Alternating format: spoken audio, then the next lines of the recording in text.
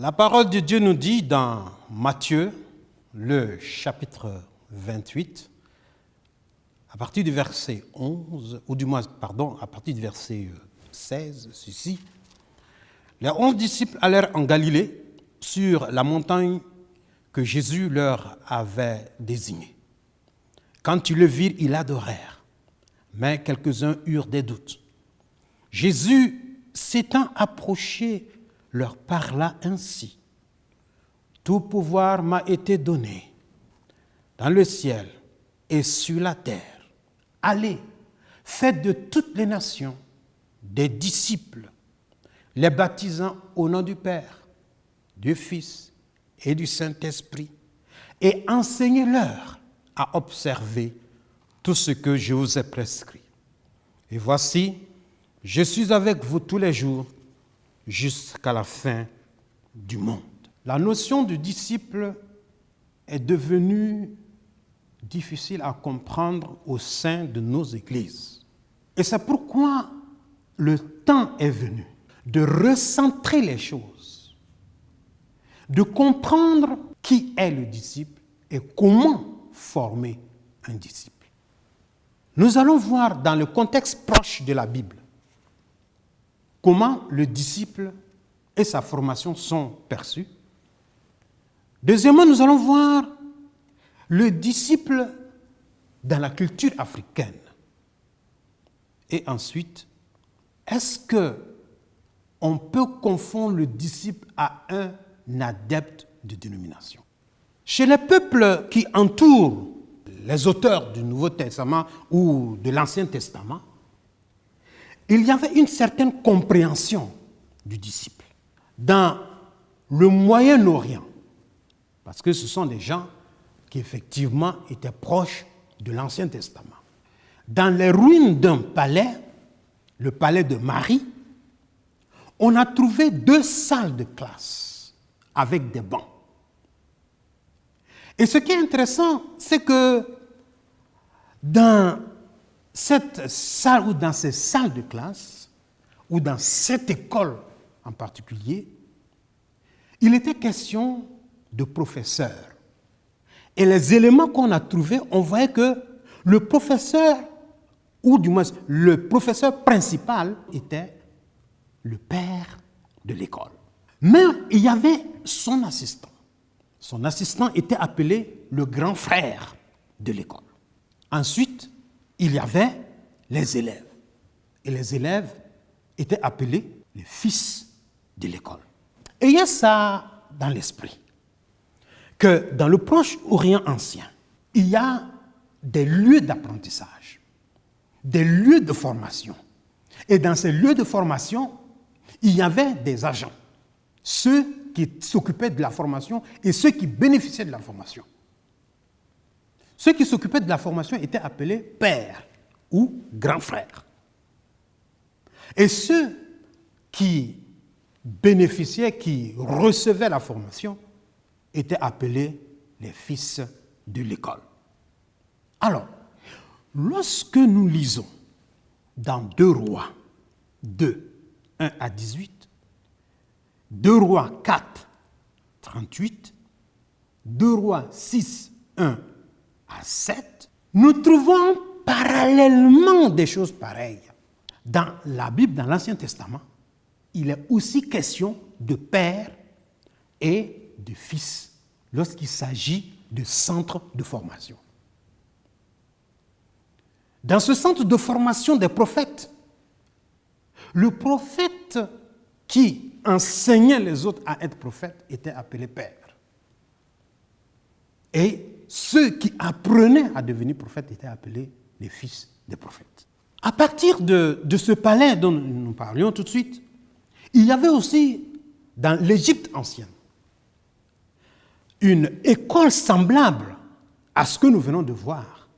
Mais cette école était beaucoup plus attachée au temple. Venons à la Grèce antique. La Grèce antique qui est beaucoup plus proche, dont la culture est beaucoup plus proche de celle du Nouveau Testament. Dans la Grèce antique, il y avait des gens qu'on appelait des maîtres mais aussi des disciples. Certains maîtres sont bien connus dans la Grèce antique et aujourd'hui, nous avons beaucoup de livres qui parlent de cela. L'un des maîtres qu'on connaît, c'est Socrate qui a vécu en 470 avant Jésus-Christ. Socrate était celui-là qui s'élevait contre les vendeurs du savoir. Il y avait des gens qui se disaient, eux, ils ont le savoir, et eux, ils donnaient le savoir aux autres. Alors que Socrate disait, non, le savoir n'est pas plus à toi qu'à moi. Et Socrate se disait qu'il était, en se comparant à sa mère qui était accoucheuse, Socrate disait qu'il est un accoucheur des esprits. Ça veut dire que c'est quelqu'un qui, par des questionnements, amenait ses élèves à recevoir, ou du moins à réfléchir sur ce qu'ils ont comme banque de savoir. Et aujourd'hui, nous avons les pensées de Socrate à travers son disciple Platon, 427 avant Jésus-Christ. C'est à travers Platon que nous avons les enseignements de Socrate. Parce que le disciple chez eux, en ce temps, c'est celui qui transmet le savoir ou les enseignements du maître. Et Platon lui-même a eu aussi des élèves. Et l'un des grands élèves de Platon est Aristote, qui a marqué la philosophie et même la théologie. Et Aristote a vécu, n'est-ce pas, 384 avant Jésus-Christ. Alors ce que nous pouvons retenir ici, n'est-ce pas, dans cette région, c'est que le disciple, c'est celui-là qui est appelé à propager l'enseignement du maître. Dans ces deux parties du monde où il est question de disciples, nous voyons que la formation se fait dans un esprit familial, puisque nous parlons de père et de fils. Mais aussi, la formation se fait dans une sorte d'entraînement pour que l'esprit puisse saisir les éléments essentiels de la vie. Et la troisième chose, c'est que dans ce monde, la transmission des connaissances par celui qui a reçu était très importante. Ça veut dire que c'était comme une chaîne. Le maître enseigne le disciple enseigne d'autres disciples qui deviennent aussi des maîtres pour enseigner d'autres disciples, etc., etc. Alors c'est pourquoi ici, il est très important pour nous de comprendre ces divers éléments. Ce ne sont pas des éléments qui sont directement liés à la parole de Dieu, mais ce sont des éléments qui sont liés au peuple qui était proche de la parole de Dieu et qui nous permettent aussi de comprendre certains éléments, de comprendre certains mots, parce que la parole de Dieu a utilisé certains termes qui venaient de ces contextes-là. Et c'est bien de comprendre comment est-ce que dans ce contexte, ces choses étaient comprises. Ainsi, nous allons faire une interprétation qui va aller non pas à l'encontre du contexte, mais qui va s'accorder avec le contexte. Quand il était question de père et de fils, nous avons comparé avec l'Ancien Testament, où il était aussi question de père et de fils. Mais dans le Nouveau Testament, quand Jésus a formé ses disciples, qu'est-ce qu'il leur a dit? Ce que nous venons de lire. Eh bien, allez, faites de toutes les nations des disciples. Et il leur a dit, enseignez-leur ce que je vous ai prescrit. C'est ça qui est important. Enseignez-leur à observer ce que je vous ai prescrit. C'est-à-dire qu'ils étaient là pour, en quelque sorte, retransmettre ce que Jésus a eu à enseigner. Et je voudrais que nous comprenions cela avant d'aller plus loin. Que la formation du disciple se fait comme dans un cadre familial, mais aussi ça se fait comme dans un cadre d'entraînement. Et ça, cela est très important.